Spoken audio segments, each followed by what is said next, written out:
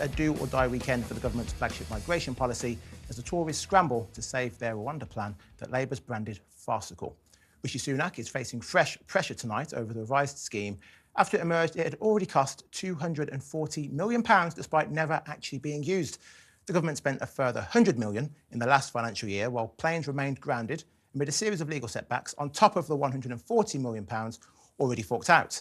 The Prime Minister has all but staked his premiership on getting the deportation flights off the ground, ordering Tory rebels to fall in behind his toughest ever immigration plan.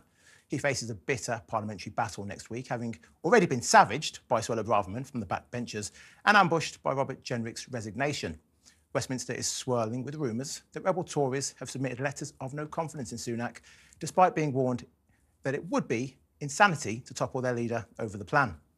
Ministers have defended handing Rwanda more cash, arguing it pales in comparison to migrants' eye-watering hotel bills. But I know we keep saying this, but it's just bad money after bad money and a government that seems to not know what they're doing, Esther. I know why you're looking at me while you're saying that. Because you know what I was going to say. Because I think it's worth noting. So, OK, where did this Rwanda scheme or this idea of offshoring asylum claimants to a third country come from? The Australians. Because when the Australians tried it, despite all the controversy of sending migrants to Papua New Guinea and Nauru, it was a success and boat crossings basically fell off a cliff when it happened. And a year, the Australians spent the equivalent of $600 million to make the scheme work. So actually, in terms of how much we would spend, it's comparable to the Australians that have done it. I'm actually one of the few people that wants the scheme to happen, just because I'm so sick of the scandalized, bleeding hearts that are harping on about how immoral this Rwanda scheme is, but are offering no alternatives. I find it ridiculous that the people that are monopolizing this conversation are people that are living in the M25 bubble and nice flats in North London that seem to care about the plight of working class people and the impact that, you know, unsustained migration has on them, but are offering no alternatives. I think it's ridiculous. The alternative that we're not already is doing. To get a grip on actually dealing with what does the that mean on a seekers. What does that mean on a public policy level? Get a grip. Like, get a grip. Lay it use out. this money instead of using this money and giving it to Rwanda with no guarantee that we are ever going to be able to use this, because after all, they might not even get this through the Lords, and there will be an election next year. And unless there is something extraordinary happening and the stars collide, it will not be the Tories getting in again. So that money should be for processing asylum seekers. Illegal. But that is the problem.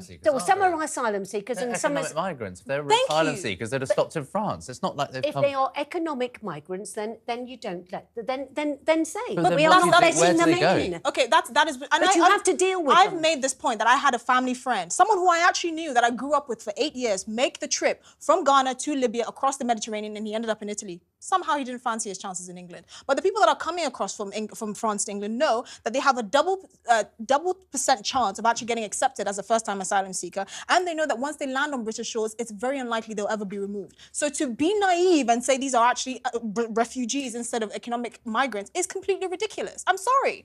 I've seen it. I know what the culture is. Okay, Esther, we've heard from you. James. I mean, the first thing I'd say is, as an Arsenal supporter, that Rwanda sponsors Arsenal Football Club. And it is a great place to visit for wildlife. It isn't the same place that had the genocide that we saw in the 90s. So there is a real stigma attached to it.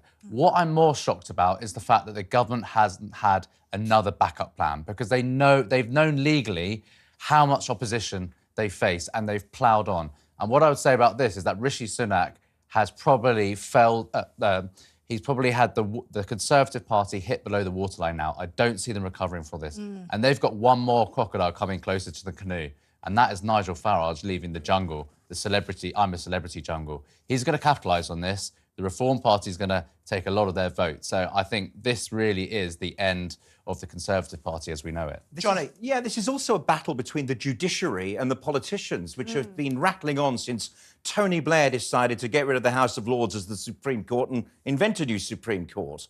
And, you know, we're seeing this all over the Western world. We've seen judicial reform in Israel causing a terrible upheaval. Of course, that battle is currently suspended because of the war in Gaza. And indeed, it's happened again in Eastern Europe as well, in Hungary. So I think there's a subtext to this, which is the battle between the elected politicians and an elite of judges who should decide who should run the country. And there was a victory today, wasn't there, for the government about Scotland and the trans debate as well. So I think maybe things might be swinging the way of our elected politicians. I tell you what the other thing is, though, that I think with all this money, and I know they keep on saying, well, it costs an awful lot anyway, 8 million, what is it, 8 million? A day.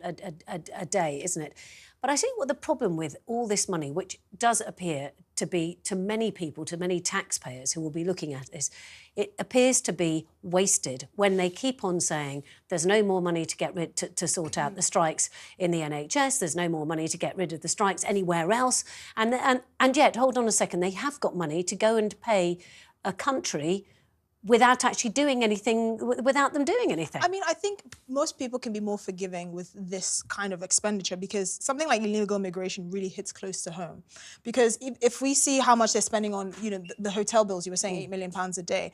I mean, if you look at how much we spent on hotel bills in total, it's more than the budget the government has allocated to tackle homelessness in this country. That really hits close to home. So I think this is why I'm saying, I don't care. You can ship them off to bloody Madagascar if you need to, but you need to sort it out because as someone who is a legal migrant who actually still appreciates that it is a privilege to live in this country with all its flaws, but with all the things that we're blessed with, I think it's a complete insult and a spit in the face to completely attack this policy and basically condemn migrants to drown in the channel because you're not coming up with a viable alternative. But Jonny, 290 million is what it could cost us in the long run because they're going to do another £50 million payment next year.